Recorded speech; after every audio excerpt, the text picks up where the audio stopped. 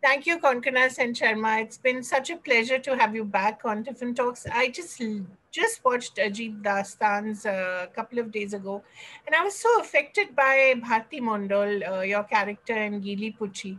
I think she's one of the most liberated women I've seen on screen. Could you tell me about how you crafted her character? It's just beautiful.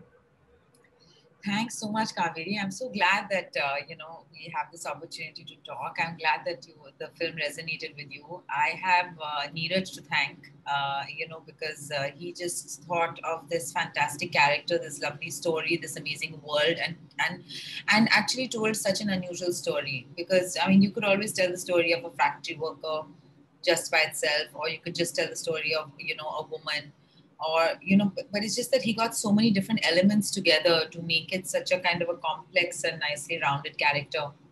I was very grateful when I read the script, because we don't always get such roles which have so many different elements. Yeah. I don't know if she's the most liberated woman. I think what is interesting is that I mean, the Ajeeb Dastan's twist is that they're all kind of slightly morally ambiguous. Yeah, and And I'm glad for that. yeah, me too. No, Yeah. absolutely. Absolutely. She doesn't have to be a perfect woman at all. And, I mean, I remember even in Dolly Kitty, this was what was fantastic in my character, Dolly, is that she was not at all like somebody who's just like a good person, Yeah. or a good woman or anything, and is constantly making bad choices as well, which is liberating, of course. That's true. Um, even though these two women are from what I love actually is that even though these two women are from two ends of the caste spectrum, one being dominant caste and one not, and therefore accordingly, their opportunities, etc., their lives are affected by it, but they're both equally affected by patriarchy. Yeah. And, one really uses it as a weapon against the other. Mm, So it's an indictment of patriarchy at the end of the day. And absolutely. of course, caste atrocities as well. Yeah, and you were talking of what is now fashionably called intersectionality, gender, caste, sexuality, so many different things that he talks about, which I've not seen so many different things being addressed so beautifully. So when it first came to you, Neeraj says that he didn't think of anyone else except you. And he said when it came to you, you actually were quite happy to see it. And he said, I was so grateful. I was so thrilled. I was so thrilled. There was no question. I was like immediately like, I mean, this is rare that one gets a part to like this to play. And who better than Neeraj, who he himself is Dalit, and he is somebody. He's the correct voice also to speak of these matters. Um, so we had all kinds of people who helped us with this, people from these different communities. I mean, that's what I was saying, that you only have a well-rounded character because we are all, each of us has so many identities, Yeah. right? I mean, I'm a woman, I'm an Indian, I'm a Bengali, I'm an atheist, so many different identities all together. And you can't compartmentalize and just like hold up each one. It doesn't make sense. You never get the complete picture. So in that sense, that was wonderful. And how they kind of yeah, it's fantastic how she uses one against another, like one part of her identity against another. I mean, it's almost chilling. Yeah, I mean, in the end, quite chilling. absolutely. And Aditi's face, I was so riveted by, I was looking at you, but I was looking at Aditi and her face. Realization. Yeah, that this is what is being done to me. It's such a powerful moment. What Yeah, did you feel? goosebumps while we're Absolutely. talking. I'm getting goosebumps because, Ah, and it's also because, I mean, what options did Bharti have? yeah, exactly. uh, she tried. She tried. She has a degree. She's a hard worker. She asked for a raise. She asked for promotions. And she never got any of that. She tried all the rightful ways to go about the business. But it's just that when you're denied something repeatedly, of course, for generations, but when you're denied something repeatedly, then how else do you go about it? You have to resort to other measures. Um, yeah, it was it was very interesting for me navigating all these different identities and kind of, just making it one whole where all the colors have mixed and become one whole thing without, oh, now I'm just playing it Yeah. as a woman, or now I'm just playing a Dalit. It's not that, So that was very interesting. Yeah, and Neeraj said that he also gave you a few books that could possibly have helped you on that realization as well. Yes, what really helped me actually was Yashika Dutt's Coming Out as Dalit, which is a fantastic book, and I would highly recommend that everybody should read it in any case. Because, I think many of us are under this notion that, we're done with caste and caste, problems don't exist anymore, which is just absolute bullshit. It's just that we are privileged enough not to be aware of caste issues, I guess. So that book really helped me to get an understanding, because Yashika Dutt's book also is about, it's not just, for example, about I knew about some things like the Safai Karamchari Andolan, Dr. Briswara Wilson and his good work. But, it's not just about sanitation workers. That's the thing. Because we have this notion about what caste oppression looks like. And, Yashika is just a regular student and with a regular family. And what are the obstacles that she faced, which are not very obvious many times, and how it kind of has an effect on you mentally over a long period of time. And my character, Bharti Mandal, is not even as educated as Yashika, for example. So that book really helped me. Other than that, he also had, some consultants and people on the show, on the film, who were working part of the crew, who were also some, they could be LGBTQ, or they were, Dalit. So we had many different voices.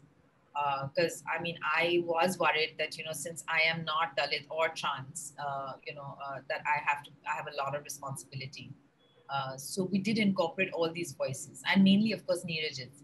Neeraj also told me to watch Blue is the Blue.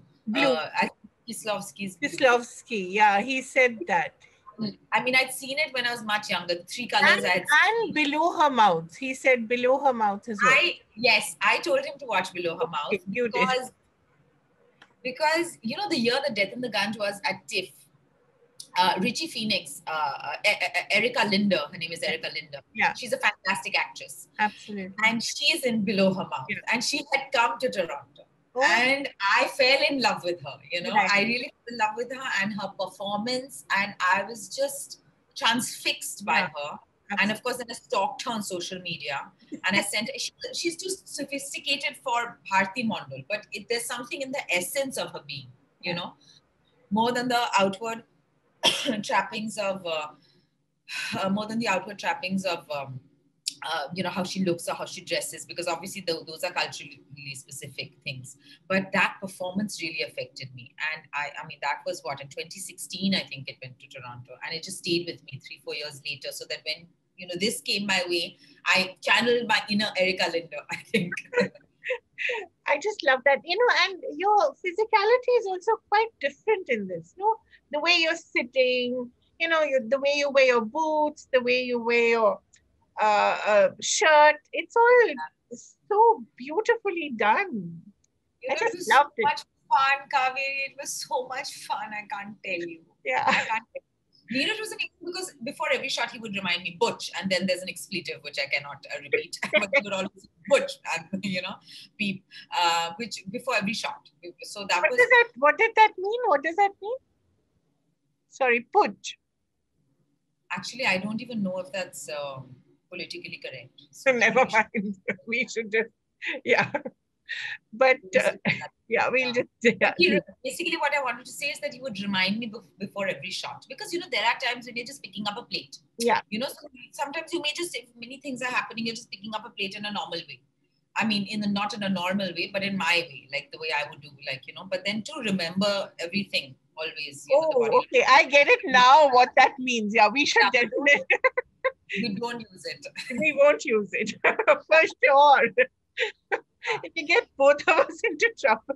Yeah, I know. And I didn't mean that. I understand. Everything, which was very useful. And also, I really feel anyway quite androgynous by nature. I don't really feel like a woman all the time. I don't think it's possible. I don't know if anybody else does, but like I certainly don't feel like a woman all the time. I just feel human gender, as they say.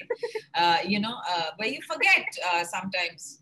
It doesn't matter what gender you are, etc. But initially there was a thought of what kind of a man does she think she is, since she is, trans? Like, what kind of masculinity does she inhabit? Because there's so many different kinds of masculinity, so many different kinds of femininity, different ways of being a woman, different ways of being a man. And earlier we had a notion that, perhaps she would model herself on her father or her uncle or, an older man. But, when I tried that older person was, I don't know, it was not striking. It was striking a false note for me. So I went with a slightly younger kind of a vibe. That's the only way I can describe it. I don't know if that's what I mean. I didn't mean to play it young or play it old. It's just the kind of man, that I kind of had in my head, or the kind of man that is inside me, because I feel like there is a man inside me as well. Just like I'm sure there's a woman inside, like many men. Yeah. So yeah. In fact, that's something that death. So that was my. That's something Death in the Gunj also explores, the different kinds of masculinities you have, So it's something that's in your work as well. There's no one way. There's no one way to be a woman either. Right. Exactly, which is so liberating, really, because, oftentimes what happens is, sometimes at least it happens, that in mainstream cinema or in mainstream popular culture generally, one sees that there is one kind of at least desirable woman, but or like one way of an acceptable woman. So it's very difficult to take that conditioning out, or at least to be aware of it. Yeah, but I think, people like Bharti Mandal will go a long way in showing us that it is possible to be another way. And what I love about her, again, Konkona, is that she's so happy being alone. That's, again, something that you don't see so much of in Indian cinema or Indian popular culture. The alone woman, she's not necessarily unhappy, I mean, she's alone. That's a fact of life, That's it. She has a drink in the evening. She cooks. She has a full life, but she's alone. Yeah, that's true. And she's so comfortable in her own skin right now. I mean, we don't know what her journey has been like. Maybe when she was younger, it was more difficult. And she hints at it. I don't think her journey she hints at it. She talks about her divorce. And, does hint at it, her miscarriage, etc. Yeah. I don't know. Maybe part of it was made up. Yeah. Like maybe she was married. Like she said, "Mera bacha gir gaya tha," whatever, gir gayi thi. And so she could have exaggerated, because she's at that time she has a strategy when she says that, Yeah. But I mean, I love that about her as well. I think I myself am quite a loner, and I love being alone myself. So I really relate to that aspect of her, of being alone. I think she is just so. She's also probably jaded and disappointed with human beings, which also I completely relate to. Which is that human beings from time to time, especially the ones you love, will disappoint you. I think it's part of life, and with her, I mean, I'm sure it's much more so.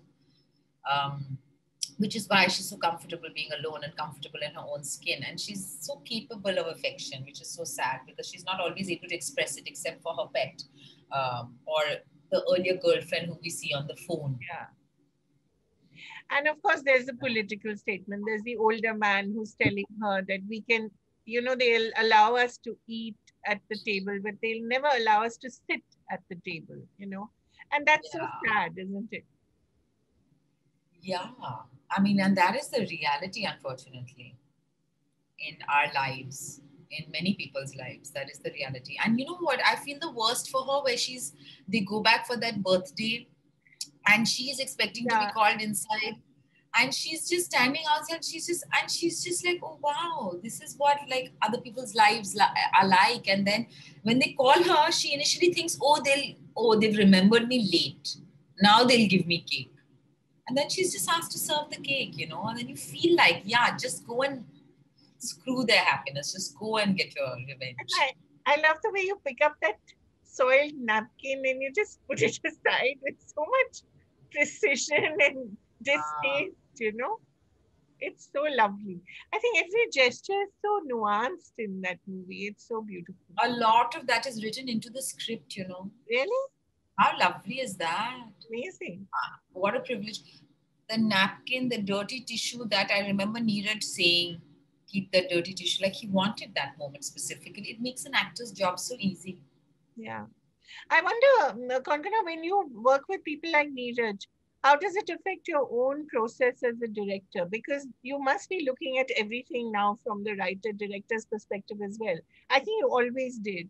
But especially now, when you're thinking, when you look at something like that, do you think, oh, you know, I've got to have that, or, do you have that sense? You know, the thing is, Kaveri, I've actually been an actor for so much longer than a director because I've just directed really one short film and one feature. So my acting is, and I've done more than 50 films I've acted in. So I feel like that actually comes very naturally to me. The acting part of it, like there's no, in the sense that, you know, in the early part of my career, I actually had issues like this. Like I'd be like, oh, why are they doing this? Why aren't they doing this? Actually, this is so strange, you know, all of that. But I think through my work and over the years, I just learned a certain sense of detachment, which has really helped me in my work and in my life generally, to be a little detached from that process. I look at directors more sympathetically, definitely. I'm just generally more sympathetic overall as an actor and even on a film as to the crew than I was before. Not that I was ever obnoxious or unsympathetic at all, but I think I'm just like a little more sympathetic now towards directors because many times people who don't know, like from the outside, it seems like, oh my God, this is so inefficient, or oh, this director doesn't know, or why is this director saying this because this is like that, or whatever, not just the director or, you know, the ED department, or like why they're taking certain decisions. But there's so much more that's happening that's at stake. There's so much more going on that, I mean, I'm glad I've been on the other side of it, for sure. You know, like I said, like the various members of the crew were all from, you know, different, like I said, some of them were LGBTQ and some of them may have been, Dalit, or, some of them are academics who are studying this kind of stuff. So that really helped. I remember even in my costume, I was given, you know, that cloth which I keep Yeah, winding around my hand. So they had given me the scarf, which is just fantastic. I'm so glad that costumes had given me this little scarf. So we had thought we'd wear it on the neck initially as a neckerchief or whatever, you know, for the sweat, as because she's a factory worker. But then, excuse me, and I think I did wear it around my neck maybe once or twice. But it kind of just evolved on its own to something around my hand, and it just gave me so much and really helped me. yeah, Rohit Chaturvedi, who's the costume designer, it really helped me. Like that became like a tool for me, you know. right. Yeah. So lovely. I mean, how a wonderful part like that comes together. It's really magic, isn't it? Yeah. And it doesn't happen often, so you can truly appreciate it. In fact, talking about often, as usual, I was talking to Nikhil Advani for something else, and I was talking about Mumbai Diaries, and I said, "How great is it that she's in it? But why doesn't she do more work?" And he said, "Exactly, because she doesn't do more work. She's so choosy. It's so wonderful to have her." And he said, the minute she said yes to me, I went back and rewrote her part completely. Oh gosh. Okay. So, No, but Mumbai Diaries is riveting, huh? Because yeah, that's the first web show that I did, and even in that, like when I read the script, I was like, oh, I mean, it's not a central part, but it's just the script reads. It's I don't know now with all the cuts. So I mean, no, I didn't say that, but we didn't say that. This entire thing is going to be. I don't understand anything anymore. No, but Everything seriously, is sanitized. but that's it. So he said that I went back and completely, I rewrote half a character because I was just so delighted. But it's wonderful. So there's the flip side of our complaint that we don't see you often enough. I think, But I must get some nice roles now first. yeah, exactly. And then those roles must be given some resources and some money to be made so that they can reach everybody. Exactly. But I think things are looking a little better. Your mom's. Because I've been hearing this for 20 years. Things are looking better. I don't care if things are looking better or worse. I mean, at least like this. And right now I'm like, I don't know if they are. I hope they are. I Yeah. have to quietly just do my work, what to do. And then there's your mother's the rapist as well, right? It must be lovely to be back with her. I'm so excited and nervous about that film. I can't tell you. Like Yeah, it's such an unusual script. I'm sure it is. But I mean, just finished. yeah, I know. I believe you just shot it in Delhi, right? Just in Yeah. time. Yeah. We finished it few days early ahead of schedule. Wonderful. Shocking that my mom, I mean, I don't know how she pulls it off. It's amazing. And yeah, we just finished the film ahead of schedule, and we just came back from Delhi. Nobody got COVID, but I came back and I got a COVID scare. In fact, I'm still, I don't know, I got a negative test report, but I feel it's a false negative because I'm still so breathless. Yeah, I can see that. Yeah, I'm still breathless, you know, and maybe it was just like a mild case which never got detected. I don't know. And I had a full upset stomach and everything. I hope you do get better. Just the last question, Konkona. Thank you, of course, for bringing so much joy into our very miserable lives these days. Thank you. I'm so pleased. It's giving me so much joy to see that you've liked it. Yeah, it's just so wonderful. But I remember a long time ago when I'd interviewed you in Calcutta, you told me your mom had told you to treat yourself like an instrument because you are your tool. Your appearance, your everything about you is your instrument, your tool. And I wonder how much of that you've sort of kept in mind, and her advice. And I went back to Mr. and Mrs. I last night. What a film! We won't be able to make it now. We can't make anything now, Kaveree. And please keep this part of the interview. We can't make anything because, we're not allowed to make anything anymore. Everything is going to be so sanitized. We're just going to go around saying everything is wonderful. Everything is amazing. That's what we deserve, because why cannot we talk about problems? Yeah. In our country, in our society, why can't we talk about these problems? And that really was, I just cannot imagine Mr. and Mrs. I being made now. And it's a tragedy. Yeah, we've always thought of making a sequel, but never have. Yeah, I wonder, Jahangir meeting Meenakshi 20 years later, what would happen? Yeah, really. No, we very seriously thought of a sequel actually for a long time, but I think now it can't be made anymore. No. But you remember your mom's advice, of course. Yes. I wanted to say, in fact, thanks for reminding me. That's such a wonderful piece of advice, actually, among many other things that I've received from her. The thing is that, a musician has their instrument, and even like a singer has their voice. So for an actor, the body is the instrument. It's very useful because, many times when we're acting, I used to feel like, what am I doing? Because somebody else is giving me my lines, somebody else is giving me my clothes, somebody else is telling me my mark and where to stand. And, somebody else telling me what to say. I'm being somebody else. I'm borrowing another identity. So what is my contribution? What am I doing? You can think of it like that also.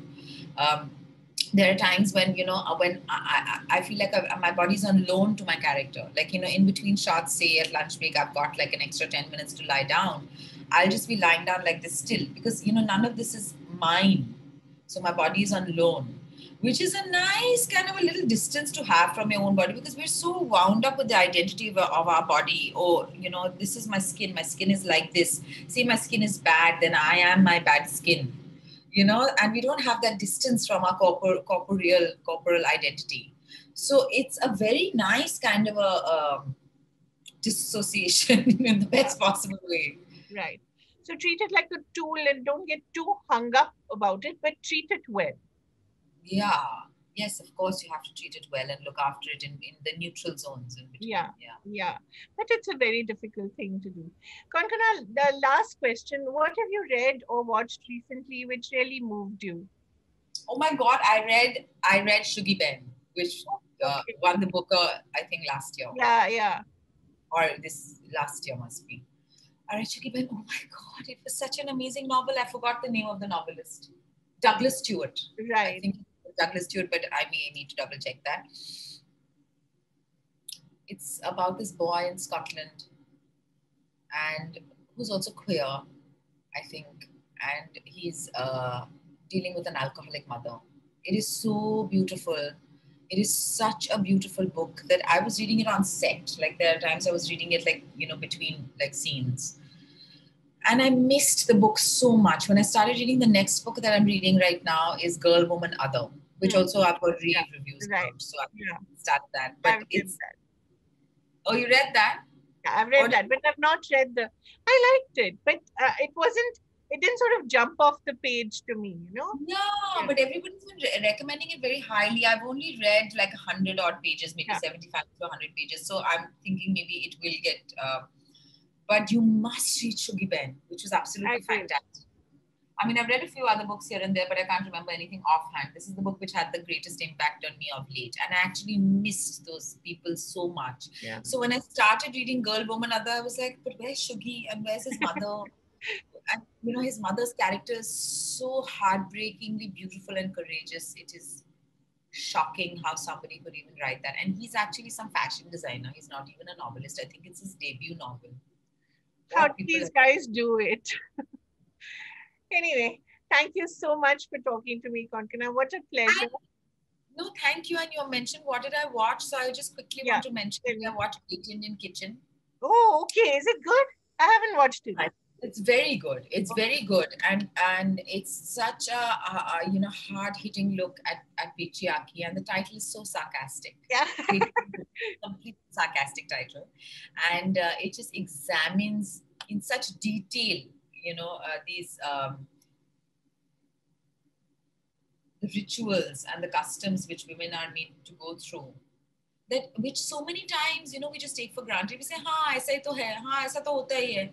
But because it's examined in so much detail that you're like, "Oh my God, it is so bizarre that I'm amazed that like more women are not serial killers." You know, not that that's what happened that's not what happens in this movie. I'm just saying.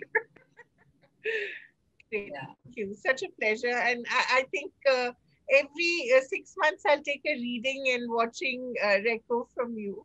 I think. Please, and you must likewise give me. Yes. I'm always on the lookout. Thank you so much. What a pleasure to talk to you. Konkona Sen Sharma, Bharti Mandal is a triumph. I need to see a web series with her. We all need I'm to see. so happy. I'm so happy, Kaveree. Thank you so much. Thank you. Bye-bye. Bye. All right. Bye.